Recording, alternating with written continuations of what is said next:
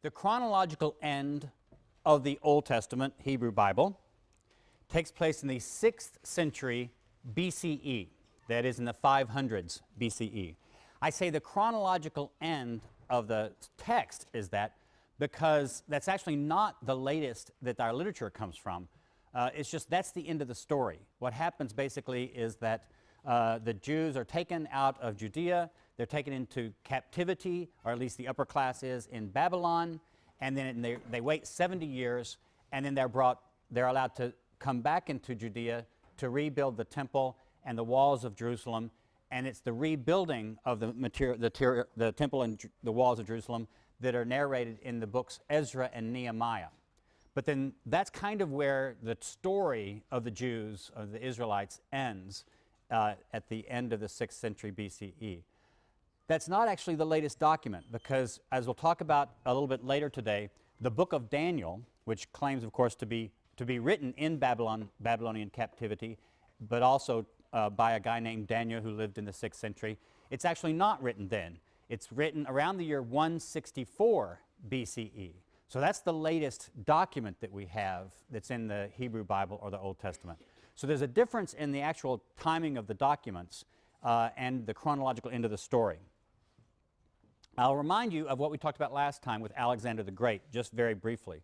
Alexander the Great, remember, wanted to set up a one world, a universal empire. He taught a sort of syncretism of religion. He taught a common language, Greek. He set up these Greek cities all around. These things will all be very important for us. And that process that we call is what we call Hellenization. So the Hellenization of the world in that time means that we even call that period Hellenistic Greek, the Hellenistic period, to differentiate it from classical Greek period, say classical Athens in the 6th and 5th century, and then the Greco-Roman period, which will come later with the period of Rome. The reason Hellenism is so important for us is because Alexander, what happened to his empire after he died? After much confusion and fighting among his major generals after his death, Alexander's kingdom ended up being divided up into 4 major empires. For our purposes, only 3 of those really matter. And on your handout, you'll see the names Seleucus and Antiochus and the Seleucids. Seleucus was one of the generals of Alexander, and he ended up getting the part of his empire that had been Babylonia, that is modern-day Iraq, and Syria. And what happens is you'll find over and over again that a man named Seleucus will have a kid named maybe Antiochus, who will have a kid named Seleucus, who will have a kid named Antiochus. The Seleucids was what we call their dynasty, their family name. They tended to use those 2 names, Seleucus and Antiochus, a lot. So you'll see just Seleucus the first, second, third, Antiochus the first, second, third, and fourth. Those 2 names were used quite in their family over and over again. So it gets very confusing in historical literature when it's hard to keep them straight, but that's the reason. His general Ptolemy II got the kingdom of Egypt, which was very, very important because Egypt was one of the wealthiest parts of the ancient world. So Ptolemy II took Egypt and set up his own sort of Greco-Egyptian kingdom there. So when we talk about these things, sometimes you'll hear us talk about the Syrian Empire or the Greco-Syrian Empire or simply the Greek Empire. That's because there was a Greek sort of veneer over what would have been local differences. So you'd have Egyptians speaking ancient Egyptian languages, but the elites in the cities would be speaking Greek. So the culture, the elite culture would still be Greek, and the same way in Syria. Ptolemies are easier to keep straight because they tended to all be named Ptolemy. And so they might have a nickname like Ptolemy Philadelphus is a very famous one, but then we give them numbers. So Ptolemy II was the first general who ruled Egypt, and then his descendants would be named second, third, fourth, and so forth. The other empire that was important, but we'll not talk about it too much today, is what was Macedonia and Greece itself, and the general Antigonus Gonatas was the one who took that. And that would be its own sort of area until the Romans defeated the different Greek rulers there and took over Macedonia and Greece. What's important for us, though, was really the Seleucids and the Ptolemies, because if you draw a line separating Syria from Egypt, the line goes right through Palestine. The Jews were kind of caught, therefore, on the border. So Judea at this time was on the border between these two empires, and they were constantly fighting, trying to aggrandize their own kingdoms. The Jews were often, therefore, caught right in the middle. Antiochus IV Epiphanes reigned from 175 to 164 BCE. He's called the fourth, obviously, because he's in the fourth Antiochus. Epiphanes, though, is a sort of nickname, and it means manifest. It's just the Greek word for manifest. But what Antiochus was doing with this name is saying he was claiming divine honors for himself, because what he's saying is, I'm Antiochus, God made manifest among you. This was not that unusual. As I said last time, Alexander had sort of claimed divine honors for himself. He was following the lead of a lot of Eastern monarchs and rulers who would claim to be the descendants of a god and claim to be a god themselves and would receive cult and worship. Antiochus IV, though, was ruling at this time, and he had control, he gained control of Judea. At one point, he almost conquered Egypt, as a matter of fact. Again, there were always these battles. But then Rome intervened. Rome was not in control of the Eastern Mediterranean at this time, but they started getting more and more powerful. So Rome came to Egypt, and a Roman general basically said, you've got to withdraw, and forced Antiochus IV to pull out of Egypt. Why did Rome do that? Well, Rome didn't want any other empire in the Mediterranean to get too powerful. So they wanted they didn't want to really control all the eastern part of the Mediterranean at this time. They would have been stretched too thin. But they wanted these two kingdoms to balance each other out. So they weren't particularly for Antiochus IV. They just didn't want him to destroy the Egyptian Ptolemies and him to take over Egypt, because it would make him too powerful. So Rome, though, shows that they have enough power that they can kind of play the referee between different kingdoms, even in the east at this time. While Judea, though, was under Antiochus' control, a lot of Jews tried to figure out, how do you deal with this whole process of Hellenization? In other words, if you want your own kids to get ahead in the world in this time, and you're going to have an elite family yourself in a town, in a city, it makes sense for your kids to get a Greek education. You want your sons, for example, to be able to speak and read and write Greek. Why? Because that's the lingua franca of the elite, of the business and of government and all that sort of thing. It's precisely the way it is now with English around the world. Elite families want their kids to have English education. They want them to be familiar with American culture, and if possible, they'll even send them to a university in the States or to graduate school in the States. And this is partly because there are good universities in the States, but it's also partly because they know that to get ahead, their kids need to use English. They need to become, in some sense, to some extent, Americanized. This is what's going on even in places like Jerusalem at this time. Jerusalem wasn't a huge city, but it was important enough that there were elites there themselves, and so when they responded to this urge of Hellenizing culture to have their kids educated in the gymnasium, remember, so they would themselves get this sort of Greek rhetorical education. In fact, what we'll call, for the purposes, liberals and conservatives in Jerusalem, because there was conflict in Jerusalem at this time over how much Hellenization you should go along with. Apparently, a majority of the priests and the lay nobility supported the Hellenizing group, that is, the Jewish leaders who wanted to bring more Hellenization into Jerusalem itself. The high priest at this time was named Jason. His name is on here. And in 175, he built a gymnasium in Jerusalem. Why did he build a gymnasium in Jerusalem? Well, if you're going to have Greek education, you have to have a gymnasium. He also founded a Greek polis, that is a Greek city structure. And Jason apparently paid Antiochus for the privilege of having Jerusalem recognized as a Greek city. This would have consolidated the power of those Jewish leaders who wanted to press Greek culture more, rather than those Jewish leaders who wanted to hold back on Greek culture. Because if you control the gymnasium and you control the means of education, you actually control the citizenry, because you can't become a citizen of a Greek polis, a Greek city, unless you yourself have Greek education. So sons of people would go to the gymnasium. And notice what this would do also. It would disenfranchise those leading families who didn't want to have their sons Hellenized. So by holding the control of the education, you disenfranchise conservative Jews who are resisting this Greek influence.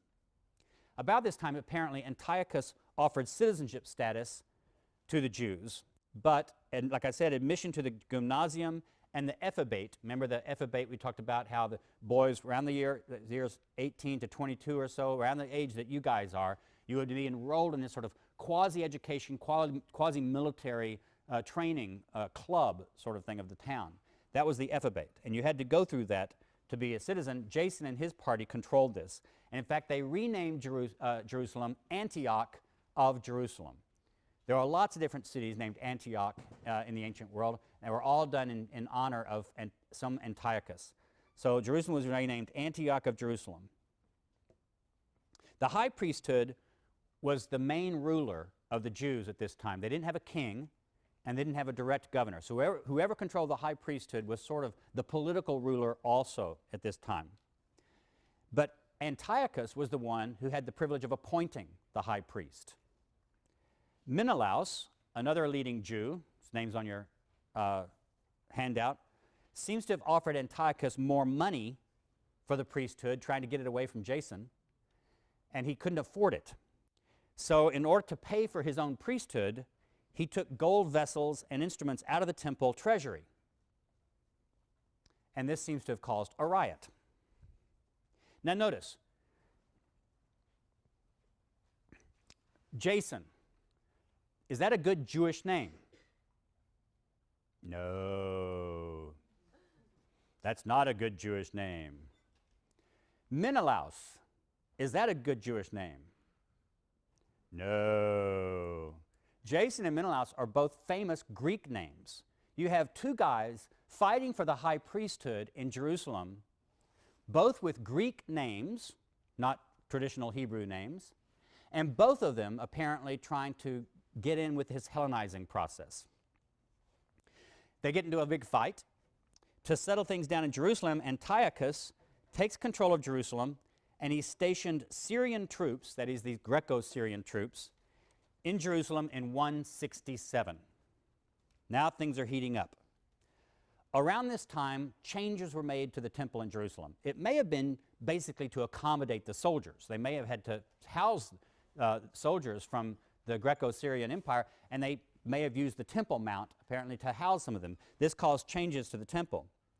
At this time, Menelaus is in charge, and his Hellenizing party, which we could call the radical reformers, they saw this is the beginning of the anti-Judaism laws. About this time, several laws were passed that forbade circumcision. You can't circumcise your boys anymore. You're forbidden from observing the Torah, the Jewish law. It may have been that even a pig was sacrificed on the altar in Jerusalem, in the Holy of Holies. And the temple was turned into a syncretistic Jewish pagan grove. You know, in traditional Greek religion and other religions, having a grove of trees is sort of considered the sacred area. It's like when you walk through a forest now and you come upon a nice open kind of grove of trees, and all of a sudden you just kind of feel like, you know, some nymph or something is going to jump out at you, and, you know, God is there. So the Greeks liked these sorts of groves of trees, so this is often what they would use as a sacred area. They did this to the temple, and it was renamed as a shrine to Zeus Olympus.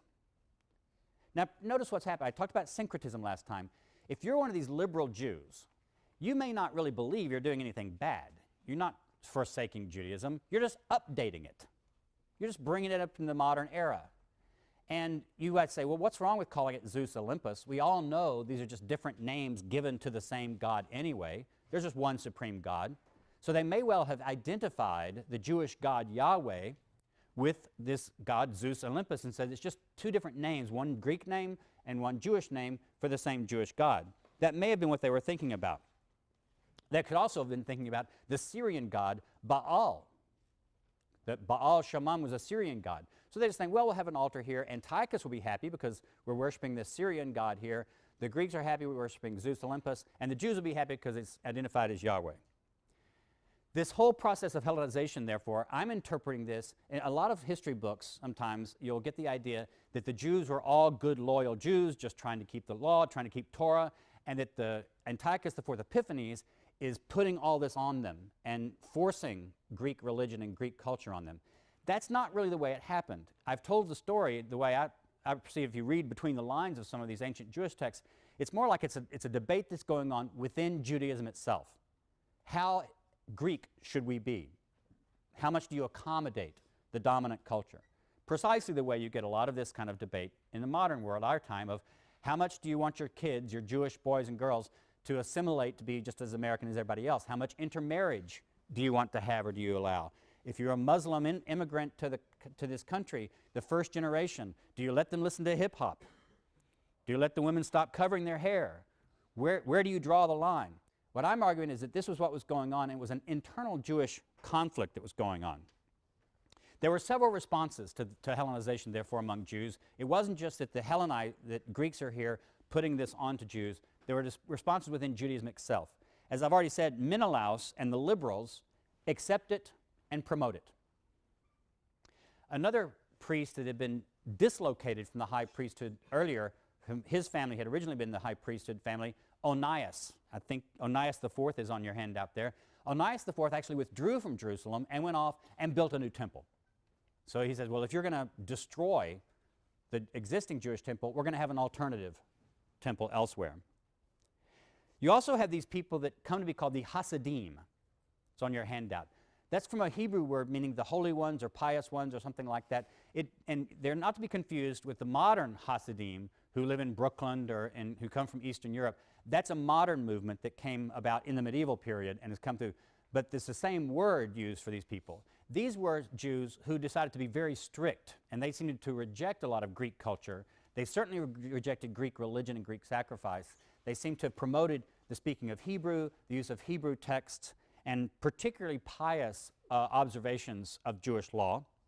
You even have a group of high priests, former high priests who have been dislocated, and other priestly families withdrawing from Jerusalem and apparently going out in the desert and maybe building a community out there. And we find out about them in the 20th century when the Dead Sea Scrolls were discovered in the late 1940s. And so a lot of the theories are these Dead Sea Scrolls were the writings of a sect of Jews led by people who had been priestly families, who moved out into the desert, set up camp on the shores of the Dead Sea, and had their own little sort of maybe quasi-monastic community there, very strict in their observation of the law. They keep their documents. They have some documents in Greek, some in Hebrew, some in Aramaic. So that may have been another way to respond to this increasing Hellenization, is just to pull away and form a different community. And then you have the reaction of Mattathias. Mattathias was a priest from Jerusalem who had settled in a village called Modin in the hill country of Judea. And apparently, according to the texts that come down to us, some of which have to be sort of legends and that sort of thing, hero worship, but the story goes that Mattathias was in his village, and a priest and a soldier come from Jerusalem to the village, and they're trying to force the Jews to sacrifice on an altar. Now, what an altar is most of the time is, do y'all see this little base over there in the corner? There's just a little pillar that might be this high, and to offer something, you don't actually have to sacrifice a chicken or anything like that. You can obviously sacrifice animals, but you can just pour out some wine, or you can pour some grain or something like that on the altar and burn it up, and that will suffice as an offering to a god without killing an animal. Something like this may have been going on. Mattathias, it is said, took the sword away from the soldier and killed this priest and the soldier for encouraging Jews in his village to sacrifice to the gods. This, of course, was against the law. So Mattathias runs off to the hills, taking his family with him, his sons. He had several sons, and this is the beginning of the war that comes to be called the Maccabean Revolt. It's called Maccabean because after Mattathias died, shortly thereafter, he was the leader of the revolt in the beginning, his son Judas becomes the head general of the bunch. And Judas early on earned the nickname Maccabeus. And we're not really sure what the nickname means or where it comes from. It could be something like the hammer. So, you know, he could be Judah the hammer. But it may have been an attribute from him being a very good general and winning a lot of battles. But against all odds, this ragtag bunch of basically guerrilla fighters up against a far superior army of Antiochus IV Epiphanes. They beat them.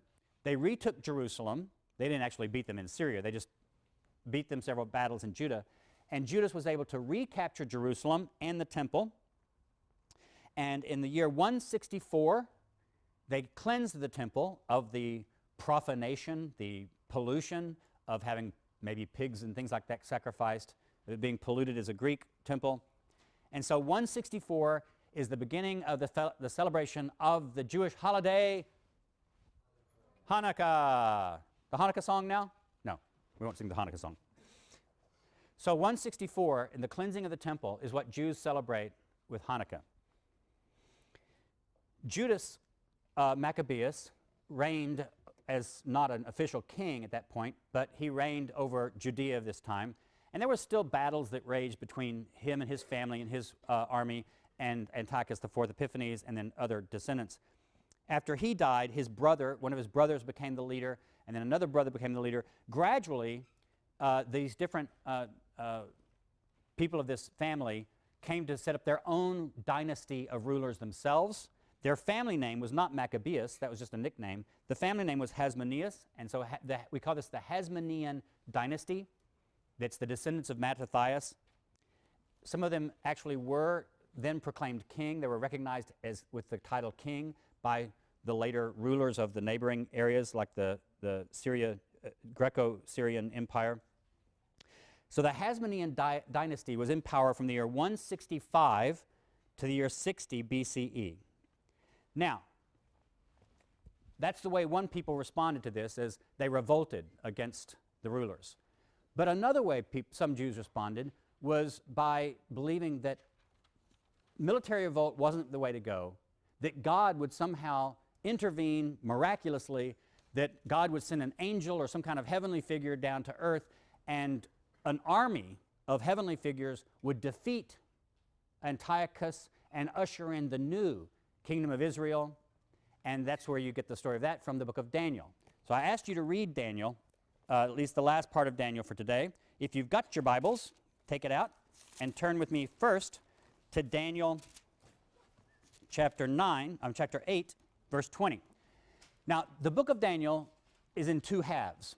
The first half of it tells about the adventures of this young man Daniel, who's very, very wise and very smart and very loyal, and who refuses to worship the Persian god. And of course, these are morality stories written for Jews who are living under Greek domination, encouraging them not to worship Greek gods. But it's cast in the distant past. Then the second half of Daniel is a whole series of visions and prophecies. And Daniel says, I was in a dream, I was in a vision on the day, and I saw this, and this angel told me to this, and this person told me this. And so it's a narration of the history of humankind, that's part of which has already happened by Daniel, but most of which is to happen in the future for Daniel. And some of this stuff actually does happen. So for example, and he tells about different beasts. There's the ram that does this. There's the beast that does this. But you know that these beasts represent different kingdoms. Because in chapter 8, verse 20, he says, as for the ram that you saw in your vision, with the two horns, these are the kings of Media and Persia. Okay, there was the kingdom of the Medes and the kingdom of the Persians who came together under Cyrus. The male goat is the king of Greece. And the great horn between its eyes is the first king. So that would be Philip, Alexander's father. As for the horn that was broken, in place of which 4 others arose, 4 kingdoms shall arise from his nation, but not with his power. So this is Alexander. He's broken, and his kingdom is divided up into 4 empires, like I told you about earlier. But none of those 4 empires enjoys the same power that Alexander the Great enjoyed with his. So now, notice how you're already given a clue right here in Daniel that these different images, these different beasts, are to refer to kingdoms that are going to come in the future from Daniel's perspective. We know actually that they already did. Then what happens in Daniel is each different chapter, the last part of Daniel, in a sense tells the story over again. He has another vision. And instead of reading it chronologically, as if chapter 9 told about one century and then chapter 10 or chapter 11 is the next century and the next century, you actually have to read them like cycles, because what Daniel's doing is he's giving you a prophecy of what's going to happen politically related to Judea, but he's giving it to you in several different visions that all tell the same story, just in different kind of symbols. So turn over now to chapter 11.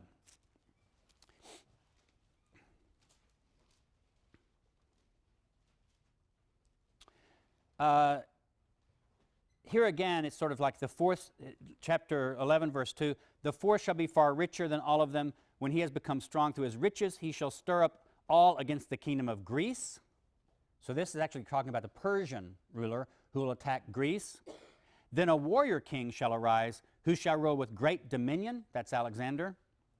While still rising in power, Alexander, remember, was still young and increasing his power when he died. His kingdom shall be broken and divided to the four winds of heaven, but not to his posterity.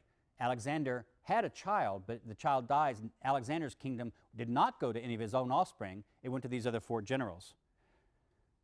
Then notice in verse 5, then the king of the south shall grow strong. And the next verse, the daughter of the king of the south shall come to the king of the north to ratify the agreement. Okay, what's the king of the south? Who's the king of the south? Ptolemy. Some Ptolemy. One of the Ptolemies. So whenever you see king of the south in Daniel, it's always referring to the Ptolemaic dynasty, one of the Ptolemies. Who's the king of the north?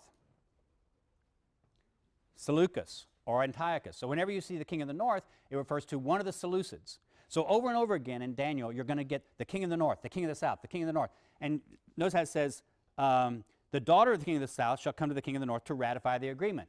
And if you look down, if you have a study Bible and you look at your footnotes, it'll actually give you the names of these different people that historians can identify. So it's like, oh, this may be Berenice because we know that she was a daughter of Antiochus or Seleucus. She was married to one of these Ptolemies. If you follow in your study Bible, and it has to be a good critical study Bible. I mean, if you, by real scholars, if you use, these Bibles that take all this as prophecy that relates to the Soviet Union or to Russia, they might tell you things like, well, the king of the north here refers to, the head of the Politburo or something like this. And so if it's a Bible by a contemporary church that takes all this as referring to our time or the time immediately to the future, which of course a lot of Christians do, then their footnotes might be different. But the footnotes in any good study Bible will place these people to the history of what's going on in Judea at this time. Now go over to chapter 11, verse 29. Because I'm not going to lead you through all the stuff that happens in chapter 11, because if you read it and you read it with the footnotes, it's basically telling you a history of the battles and alliances between the Seleucids and the Ptolemies and where Judea was caught in the middle at different times. At the time appointed, he shall return and come into the south. This is this is Antiochus, not Antiochus IV, but different. But this time it shall not be as before, for ships of Kittim shall come against him, and he shall lose heart and withdraw. Who are the Kittim? Romans, exactly. The Kittim is a term that's used in Hebrew in a lot of different ancient Jewish texts, and sometimes it seems to refer to the Greeks. And here it clearly refers to the Romans, because the Romans come and they force the king of the north back. Notice what it says. Forces sent by him, he shall turn back and pay heed to those who forsake the holy covenant. Antiochus IV will pay attention to the Jews who've forsaken the Torah. Forces sent by him shall occupy and profane the temple and the fortress. They shall abolish the regular burnt offering and set up the abomination that makes desolate. Or in some modern English translations, like the abomination of desolation. That term will be used also in the New Testament in several places. He shall seduce with intrigue those who violate the covenant, that is, the bad Jews who violated the Torah. He will be in cahoots with Antiochus. But the people who are loyal to their God shall stand firm and take action. The wise among the people shall give understanding to many, and for some days, however, they shall fall by sword and flame and suffer captivity and plunder. Who are the wise? The author of the book. Remember, he spent the whole first part of the book setting up Daniel as a wise man. So this author, writing in the name of Daniel, a wise man, identifies other wise Jews of his own day. And he says they're going to oppose Antiochus IV, and some of them will die because of it. When they fall victim, they shall receive a little help, and many shall join them insincerely. Some scholars believe that this little help may be this author's reference to Judas Maccabeus. It may be that he knows that there is an armed resistance, and it's a little bit of help. But he doesn't believe himself that the answer to Antiochus IV is going to be an armed revolt. He believes that it's not going to ultimately succeed. Why? Because God's going to be the one who will intervene, not Judas Maccabeus. The king shall act as he pleases. He shall exalt himself, consider himself greater than any god. Remember, Antiochus Epiphanes, God manifest, and shall speak horrendous things against the God of gods. He shall prosper until the period of wrath is completed, for what is determined shall be done. He shall pay no respect to the gods of his ancestors, or to the one beloved by women. He shall pay no respect to any other god. He shall consider himself greater than all, blah, blah, blah, blah, blah. So it's all about setting himself up. Now look, he shall come into the beautiful land, obviously we're talking about Judea, and tens of thousands shall fall victim, but Edom and Moab and the main part of the Ammonites shall escape from his power. He shall stretch forth his hand against the countries, and the land of Egypt shall not escape. In other words, Antiochus IV this time is actually going to capture Egypt, he's predicting. He shall become ruler of the treasures of gold and silver and all the riches of Egypt, and the Libyans and the Ethiopians shall follow in his train. Not only will he overrun Egypt, he's going to go west of Egypt and take Libya, and south of Egypt and take Ethiopia. But reports from the east and the north shall alarm him, and he shall go out with great fury to bring ruin and complete destruction to many. He shall pitch his palatial tents between the sea. What's the sea? What's the sea? Mediterranean. Thank you. Somebody's awake. And the beautiful holy mountain. What's the holy mountain? Say it. Zion. Mount Zion, which is where Jerusalem is founded. Yet he shall come to his end with no one to help him. He shall come to his end? Wait a minute. He conquers Egypt, takes Libya, takes Ethiopia, comes back through Judea, sets up camp somewhere in that coastal area between Jerusalem and the Mediterranean, and there he dies. That didn't happen. Antiochus IV never took all of Egypt. He never took Ethiopia. He never took Libya. And he did eventually die, but he died way over in Babylon. He didn't die here. How do we know that this document was written around the year 164? Because this author doesn't know the end of the story. Notice how throughout the history, he's gotten everything right. Well, not every detail, but he gets a lot of it right. He knows when Antiochus the so-and-so wins a battle. He knows when one of the Ptolemies wins a battle. He knows when they tried to have a treaty between them and marry off one of their daughters to each other to establish peace. He knows when they've called truces. He knows when the Romans intervened and stopped battles between them. He knows all that. He knows that Antiochus profaned the temple. So this has got to be written after 167 because he's telling us all about this stuff that happens with the temple. He knows everything that happens up to 167. And there may be a little hint that he even knows about Judas Maccabeus. But he doesn't know about anything that happened to the cleansing of the temple. He doesn't know about the victory of Judas, which happened in 164. Notice how this is wonderfully convenient for us modern scholars. He gets everything right up to 167 and everything wrong at 164. Because notice what happens then, chapter 12. Right as Antiochus IV dies, according to his prophecy, at that time Michael the great prince, the protector of your people, Michael's an angel, the greatest angel, shall arise. There'll be a time of anguish. In other words, this is when all hell breaks loose. The heavens come down. Michael swoops in on a chariot from the sky with angelic armies, and they are the ones who bring the final victory. God breaks into history and brings the final victory. Judas Maccabeus doesn't win the battle. So this is how we date apocalyptic literature. Daniel is one of the earliest cases of what we call apocalyptic literature. Apocalypticism gives you this vision of what's going to happen in the very near future, and it answers the problems of suffering. And the answer is not arm yourselves and fight the battle yourself, because the odds are overwhelmingly against you. You can't defeat all of Rome. You can't defeat all of Greece. You can't defeat Antiochus IV Epiphanes by yourself. But God can. And so angelic armies will break into history and bring about the solution to the problem.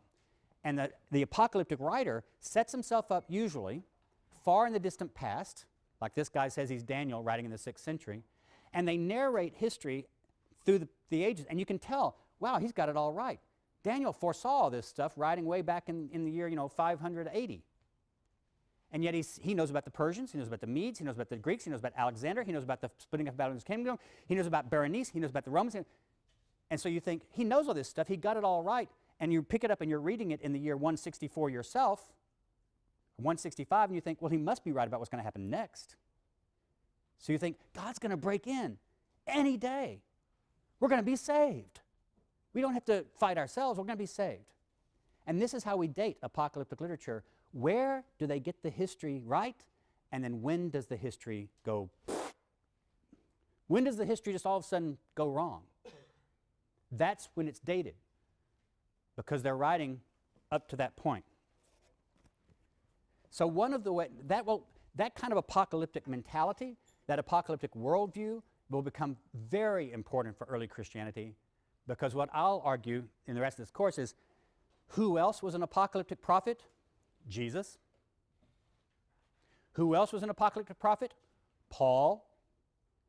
All of the earliest followers of Jesus seem to have been apocalyptic-minded Jews.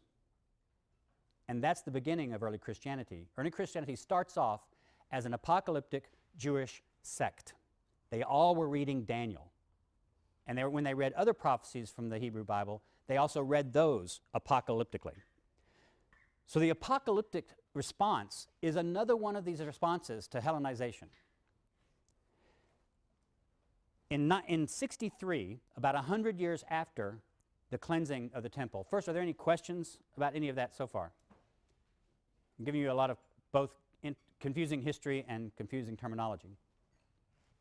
100 years after the cleansing of the temple, más o menos, in the year 63 BCE, Pompey, the Roman general Pompey, enters Jerusalem, and this is when you have the beginning of Roman control of Judea. Herod the Great gets himself appointed as king of the Jews by the Roman Senate. Only the Senate at this time can proclaim anybody a king. So the Senate would sometimes have client kings on the frontiers of their control. They didn't want to be bothered with controlling everything themselves with their own armies directly or their governors, so they would appoint local kings, whether in Asia Minor, Greece, different parts. Herod the Great was appointed king by the Roman Senate, and he ruled from the year 37 to the year 4 BCE. After Herod the Great died, his kingdom was split up first among his different sons, but Judea itself eventually was placed under direct Roman rule, under procurators that were appointed by the Senate or sometimes by the emperor. And this is what Pilate's job was. Pontius Pilate, who was the governor of Judea, his actual title wasn't governor, he was a procurator, but he was the one in control of Judea during the time that Jesus was killed himself. Pilate was one of these direct Roman rulers of Judea.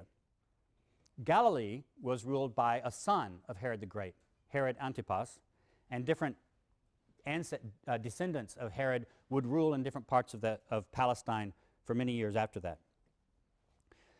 During the 1st century, there were sporadic uprisings among the Jews. Some of them were apocalyptic, that is, they seemed to have been Jews who were expecting the end to come, but sometimes they seemed to have expected that they were supposed to start it.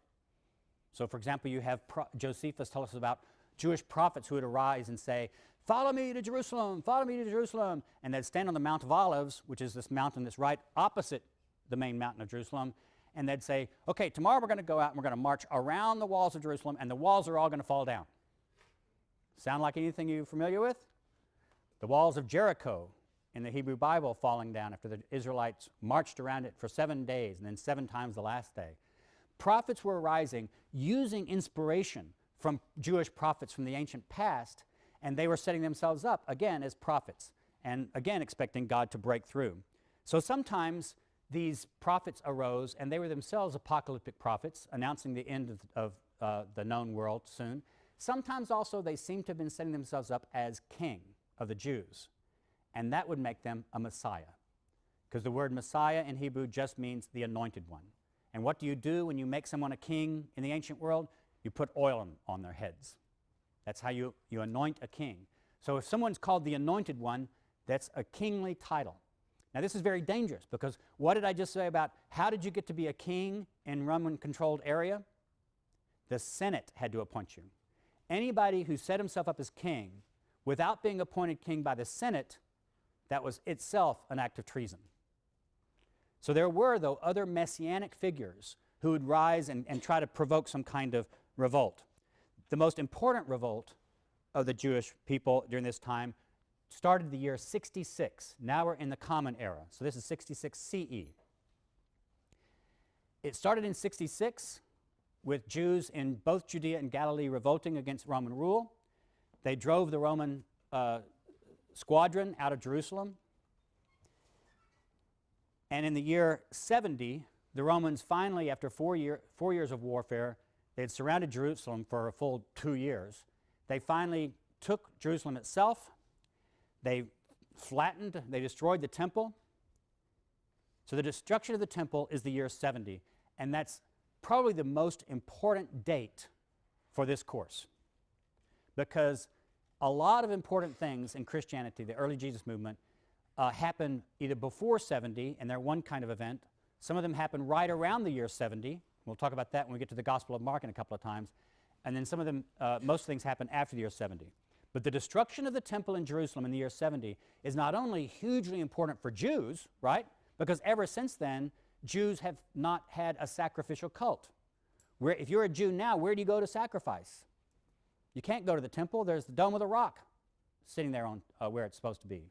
Jews substituted different forms of piety, reading the Torah, studying, praying, meeting in synagogues, meeting in other places. So Judaism changed radically beginning in the year 70, precisely because the place where you sacrificed was destroyed. Every ethnic group around the Mediterranean in the ancient world had its religion as some port of sacrifice. They all did. Sacrifice was just common among different groups around the Mediterranean. The year 70 caused the Jews to stop being primarily a sacrificial people because they had nowhere to sacrifice. The end of the Jewish war is dated by most people to 74, because that's the time when the final battle took place and the fortress that fell was called Masada.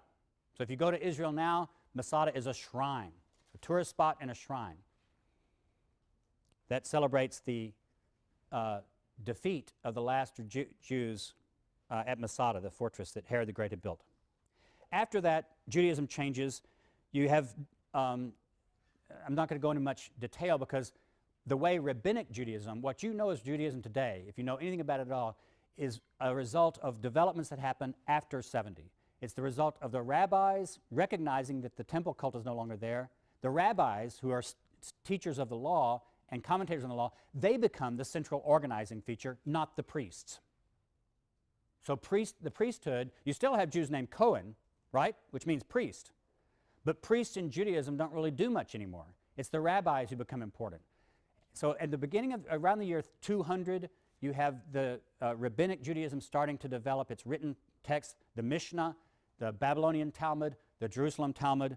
And this is the birth, during these centuries, of rabbinism. That is, rabbinic Judaism as it comes to be important. There was another Jewish revolt in 132 to 135 called the Bar Kokhba Revolt, but that was suppressed by the Emperor Hadrian in 135, and that you had the complete destruction of Jerusalem. It was leveled. It was renamed Aelia Capitolina, a Roman name, and Jews after that were forbidden even to enter Jerusalem for a long time. Okay, what's important about all this? I told you, I warned you last time that last lecture on the Roman Empire, the Greek world, was going to be some just boring historical narrative, and you've had some of the same thing this time, where I just had to tell the story of what was going on in these centuries. But why was this all important for us? Here are the main things to take away from it. Hellenization was extremely important because it united the Mediterranean world, the Eastern Mediterranean, but then the Romans even took over some of the aspects of Hellenization when they took over all of the Mediterranean. By Jesus' time, all of Palestine was Hellenized to some extent, only to different degrees. So yes, if you lived in a village or in the country, you may not have spoken Greek. You may have spoken Hebrew or Aramaic. But if you were an elite person in any city, even in Palestine at this time, you were expected to be able to speak Greek. You had some exposure to Greek culture. Syncretism was very important. The idea that religions borrowed from each other. Religions were mixtures of things, and cultures borrowed from each other. So syncretism was very important. There was also conflict within Judaism. I tried to emphasize that. Jews weren't all agreed about how to respond to the politics and the cultures around them. Jews conflicted with Jews over how to adapt to Greek and Roman domination and culture. Political, social, religious, linguistic, cultural issues were all affected in some way. The next really important thing is the smallness of Judea. From the modern world, we tend to think of Jerusalem and Judea as being very important because, of course, that's where Judaism started off and that's where Christianity started off. But by the standards of the Greek and Roman worlds, Judea was a kind of insignificant backwater. It wasn't a big important place economically or politically, and Jerusalem was not that terribly important. Judea was relatively unimportant from a world historical perspective. But, and this is also very important for how this lecture plays out for the rest of the course, the Jews were never truly independent during this time, nor were they ever truly powerful during this time. Even when the Hasmoneans, Judas Maccabeus and his brothers and their descendants, were ruling for 100 years or so, they never were politically very powerful outside of that narrow area of Judea. They were never truly independent. They always had to fend off the greater power of Syria or Egypt or Rome. The important thing, though, is Jews had an ideology that supported imperial pretensions.